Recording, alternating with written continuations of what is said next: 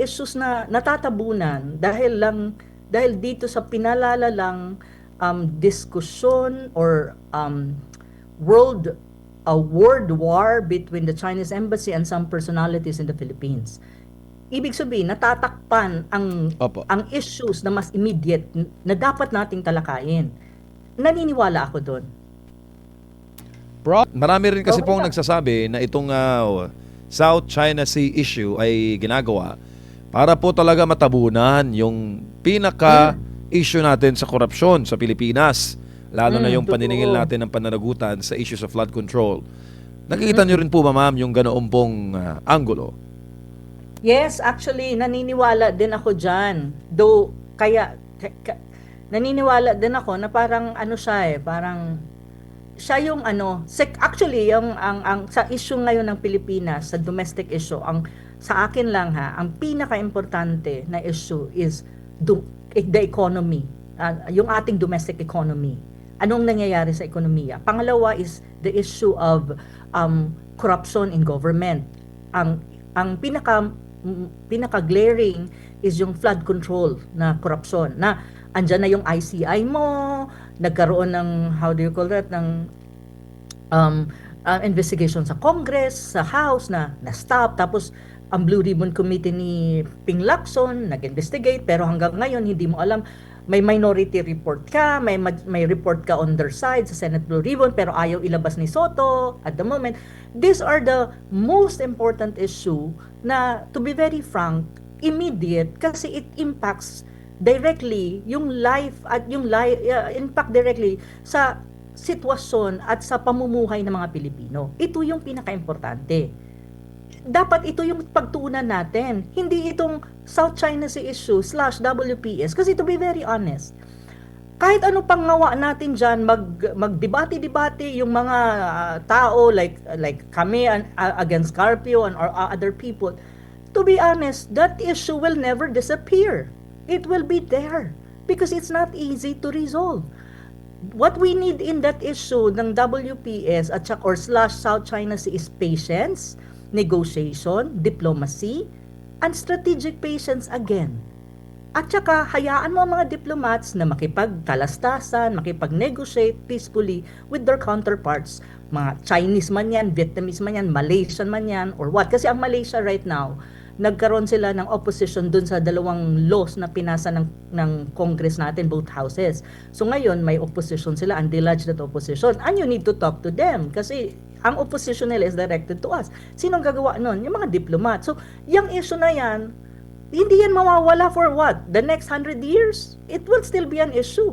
Unless na lang magkaroon ng enlightenment, lahat ng claimant states to settle it na silang lahat magbe-benefit at walang gulo na mangyayari dyan. So, that is not immediate. Ang immediate na issue ng Pilipinas na nawawala kumbaga nawawala ngayon sa naratibo at saka sa usapan sa social media, sa news and all that is yung issue ng massive corruption in government, which is very important.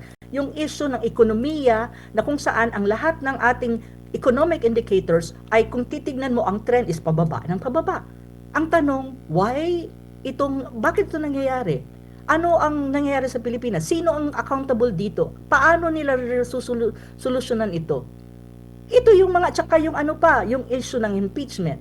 Kasi may impeachment din na isalang kay Sara Duterte as the Vice President. Is it really actually even the subpoena impeachment is something that needs to be discussed publicly. Ano ba ang impeachment? Tool for justice or tool for political demolition jobs? These are valid issues na yun ang focus natin domestically. Kasi maraming problema ang bayan mo. Yung South China Sea, hayaan mo ang diplomat dyan, makipag-negotiate.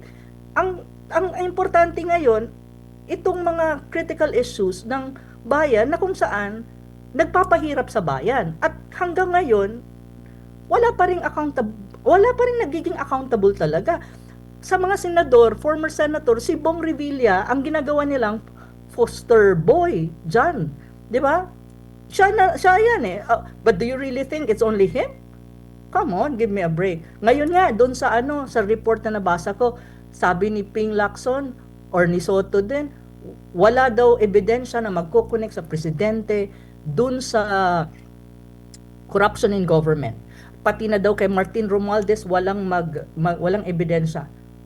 Hindi nyo nga pinatawag si Martin Romualdez sa hearing ng Senado eh.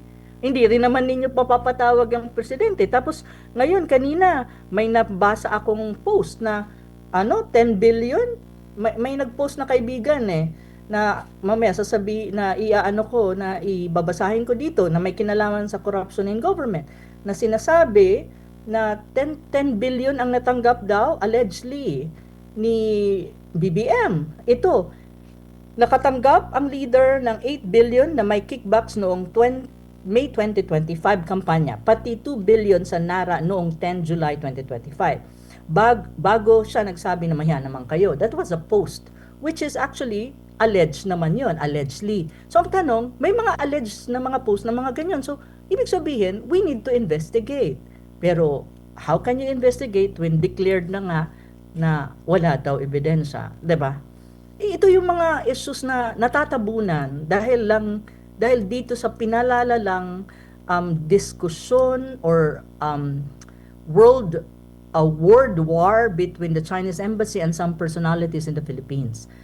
Ibig sabihin, natatakpan ang issues na mas immediate na dapat nating talakayin. Naniniwala ako doon.